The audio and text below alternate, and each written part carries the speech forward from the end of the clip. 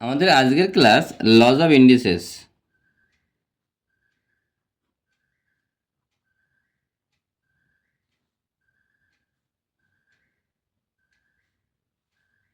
বা exponents and powers.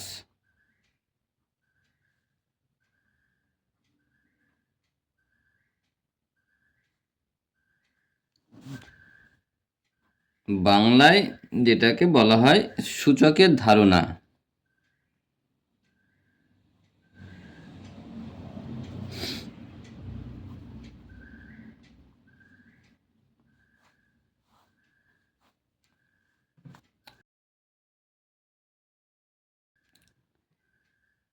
a⁴n,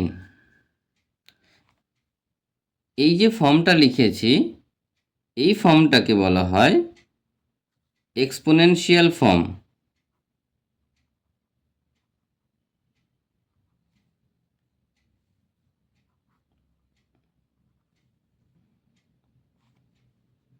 বাংলায় বলা হয় সূচক আকার।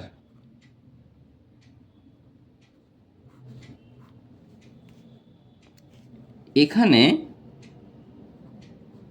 নিচে যেটা থাকে এই কে বলা হয়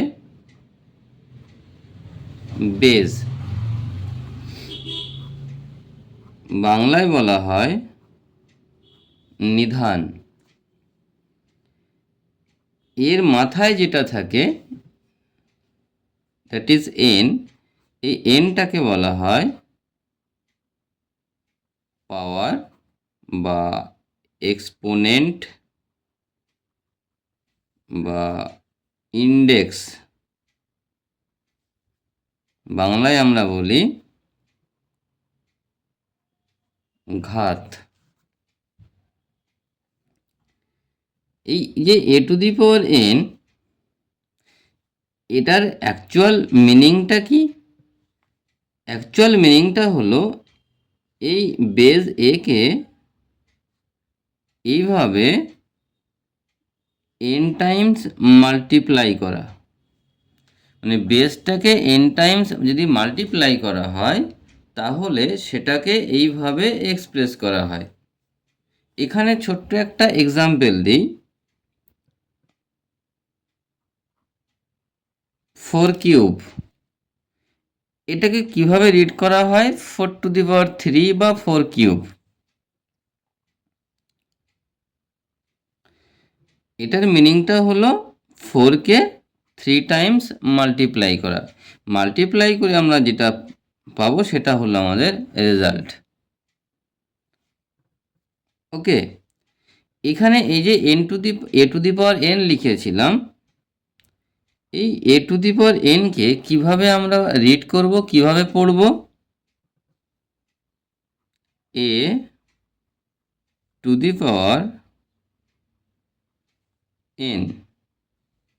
বা এর n তম ঘাত।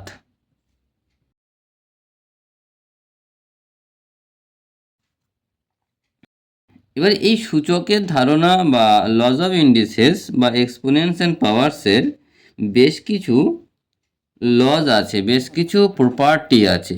সেই প্রপার্টিগুলো আমাদের শিখতে হবে, আমাদের জানতে হবে। তাহলে সেই প্রপার্টিগুলো আমরা এখন শিখব।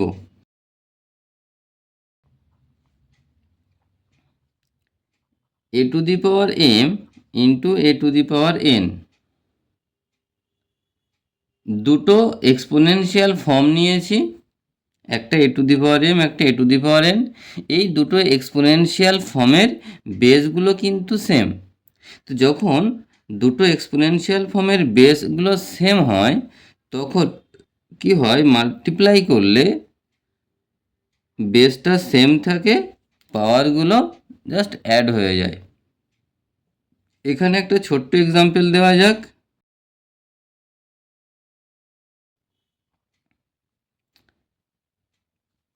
3⁻2 3⁵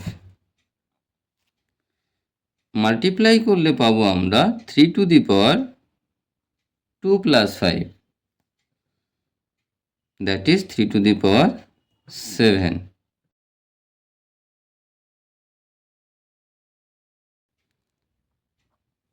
Number 2, a to the power m divided by a to the power n. এখানে বেস কিন্তু সেম, বাট আমরা ডিভাইড করছি প্রথমটাকে সেকেন্ডটা দিয়ে। তো যখন ডিভাইড করা হয় তখন বেসটা সেম থাকে, প্রথম পাওয়ার থেকে পরের পাওয়ারটা সাবট্রাক্ট করা হয়। এখানে মনে রাখতে হবে এ কিন্তু নন জিরো একটা নাম্বার। নাম্বার 3, আচ্ছা এটার একটা এক্সাম্পল দেই 3 নম্বর প্রপার্টি শুরু করার আগে। 4 to the power 3 যেটাকে আমরা রিড করি কিভাবে পড়ি না 4 cube divided by 4 square. 4 to the power 2 এটাকে বলা হয় 4 স্কোয়ার। এখানে বেস সেম, ডিভাইড করছি, সেই জন্য যে রেজাল্টটা পাবো তার বেস কিন্তু এই বেস থাকবে, শুধু প্রথম পাওয়ার থেকে পরের পাওয়ারটাকে সাবট্রাক্ট করতে হবে, মাইনাস করতে হবে। 3 মাইনাস 1 করলে 3 মাইনাস 2 করলে 1, আর 4 to the power 1 মানে 4।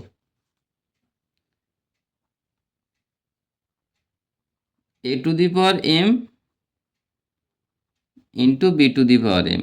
এখানে দেখো পাওয়ার কিন্তু সেম, তো পাওয়ার যখন একই হয়, সেম হয়, তখন কিভাবে আমরা মাল্টিপ্লাই করব?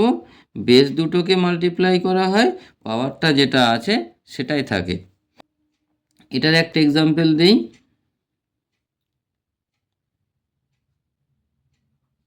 7 cube into 7 to the power 4, 7 cube 7 to the power 4 না, একটু ভুল হয়েছে, এখানে বেসটা সেম হয়ে গেছে। 7 cube into 5 cube, 7 into 5 whole cube, 7 into 5 করলে 35 cube.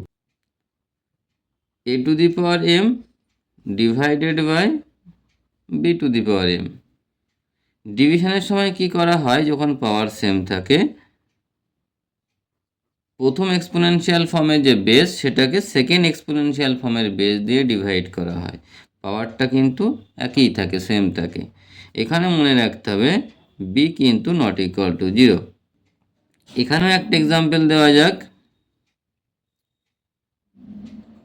5 to the power 4 divided by 2 to the power 4। তাহলে আমরা কিভাবে করব? 5/2 হোল টু দি পাওয়ার 4।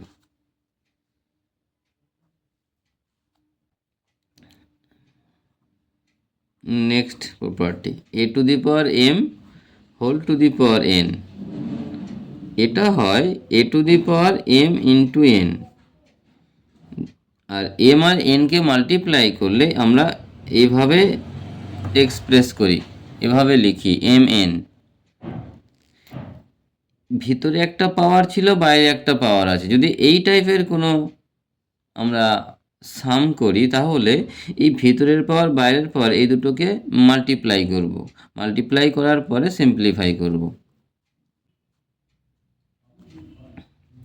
এর একটা এক্সাম্পল দিই।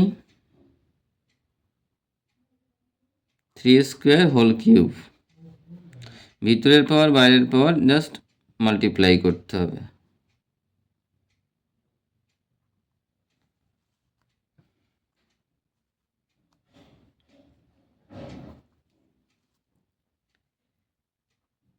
a to the power 0 1, কোনো কিছুর পাওয়ারে যদি 0 চলে আসে পুরো রেজাল্টটাই কিন্তু 1 হয়।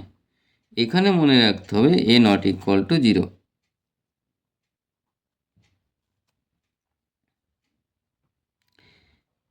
a to the power m, আমরা যদি বেসটাকে রেসিপ্রোকাল করি তাহলে পাওয়ারের সাইন কিন্তু চেঞ্জ হয়ে যায়, প্লাস থাকলে মাইনাস হয়, মাইনাস থাকলে প্লাস হয়। a to the power m ছিল, পেয়েছি 1/a to the power minus m। যদি a to the power minus m থাকে, রেসিপ্রোকাল করলে 1/a to the power m। একই রকমভাবে একটা এক্সাম্পল যদি দেওয়া যায় 3⁻⁻1, এটাকে আমরা কিন্তু এইভাবে লিখতে পারি 1/3, বা যদি আমরা 3টাকে আমরা রেসিপ্রোকাল করে লিখি তাহলে এটা হবে 1/3⁻1।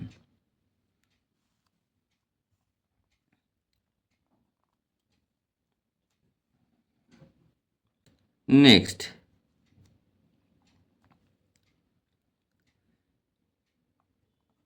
1⁻m, 1-এর পাওয়ারে যাই থাকুক না কেন সবসময় কিন্তু অ্যান্সার 1 আসবে। তারপরে আমরা আসি -1⁻m, এটার ভ্যালুটা নির্ভর করে এই এর উপরে। এম ইভেন হলে একরকম রেজাল্ট দেয়, অড হলে কিন্তু আরেক রকম রেজাল্ট দেয়। তো এম যদি ইভেন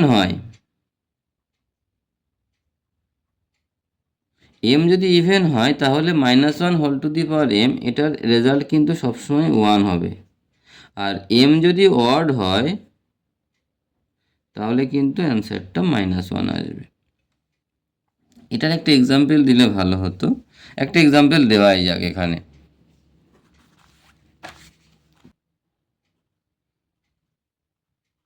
-1⁻7, 7টা ওয়ার্ড নাম্বার, তাহলে এটার আনসার হবে -1।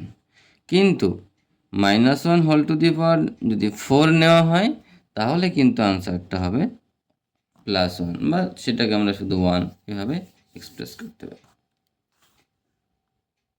নেক্সট, এটাকে আমরা কি বলি? √a, অ্যাকচুয়ালি বলা হয় স্কোয়ার রুট অফ এ। এই স্কোয়ার রুট অফ এ এটাকে যদি আমরা এক্সপোনেনশিয়াল ফর্মে এক্সপ্রেস করি আমরা এভাবে লিখব a⁻1/2। এটাকে বলা হয় কিউব রুট অফ এ। এটাকে এক্সপোনেনশিয়াল ফর্মে এক্সপ্রেস করলে লেখা হয় a⁻1/3। অ্যাকচুয়ালি এই খোপের ভিতরে যেটা থাকে সেটা বাইরে বেরিয়ে এসে পাওয়ারে যে রেসিপ্রোকাল হয়ে যায়। যেমন এখানে খোপের ভিতরে কিছু থাকে না, মানে 2 আছে ওখানে, সেই জন্য a⁻1/2। তো এভাবে আমরা যদি খোপের ভিতরে এ নেই সেটাকে কিভাবে রিড করা হয়? nth রুট অফ এ। এটা স্কোয়ার রুট, এটা কিউব রুট, এটা nth রুট অফ এ।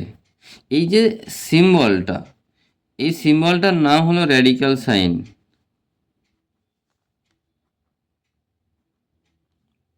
সিম্বলটার নাম হলো radical sign. a⁻m equal to a⁻n, দুটো ইকুয়াল এক্সপোনেনশিয়াল ফর্ম। দুটো এক্সপোনেনশিয়াল ফর্ম তখনই সেম হয়, এখানে কিন্তু দুটো এক্সপোনেনশিয়াল ফর্ম নিয়েছি, ইকুয়াল নিয়েছি এবং বেজও কিন্তু সেম নিয়েছি। তো এটা তখনই পসিবল যদি পাওয়ারও সেম হয়, বেস সেম হবে, পাওয়ারও সেম হবে, তবেই কিন্তু সেই এক্সপোনেনশিয়াল ফর্ম দুটো ইকুয়াল হবে। a⁻m ইকুয়াল টু যদি b⁻m হয় তাহলে কিন্তু a ইকুয়াল টু b হবে।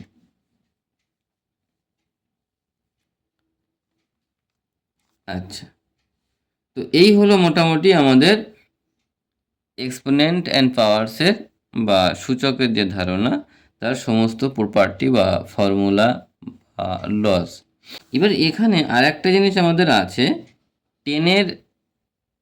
10 বেস রেসপেক্টে এগুলোকে এক্সপ্যান্ড করা বলা হয়, বা বাংলায় বললে 10-এর ঘাতের বিস্তার করা। একটা এক্সাম্পল দিই।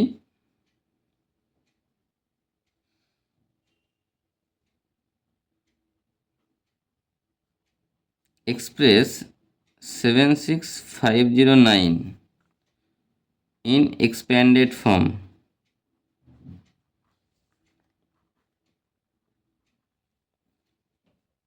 এই কোশ্চেনটা যদি বাংলায় আমরা এক্সপ্রেস করি, কোশ্চেনটা এভাবে থাকবে, এই নাম্বারটা দেবে, দিয়ে বলবে এটাকে 10-এর ঘাতে বিস্তার করো। তো 76509 এটাকে যদি আমরা এক্সপ্যান্ডেড ফর্মে এক্সপ্রেস করি, এটার এক্সপ্যান্ডেড ফর্মটা তাহলে কি পাবো আমরা? 7 × 10⁻, এখন 10⁻ কত নেব দেখব। এখানে কতগুলো ডিজিট আছে, 1 2 3 4টে, 1 2 3 4টে, মানে 7-এর পরে কতগুলো ডিজিট আছে সেটা আমরা কাউন্ট করব। 4টে ডিজিট আছে, সো এখানে হবে 10⁻4 প্লাস, তারপরে 6 ইন্টু 10 কিউ, এভাবে আস্তে আস্তে কমতে থাকবে। তারপরে আমাদের আছে 5 ইন্টু 10 স্কোয়ার, তারপরে আমাদের আছে 0 ইন্টু 10⁻1, তারপরে আমাদের আছে 9 ইন্টু 10⁻0।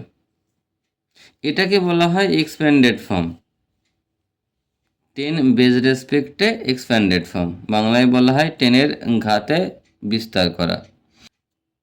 তো এই হলো আমাদের লজ অফ ইন্ডিসেস বা এক্সপোনেন্টস অ্যান্ড পাওয়ারস বা সূচকের যে ধারণা তার একদম বেসিক কনসেপ্ট। তো আজ এটুকু। আমরা নেক্সট ক্লাস থেকে কি করব, এক্সারসাইজ ধরে আমরা প্রবলেমগুলো সলভ করব। ওকে।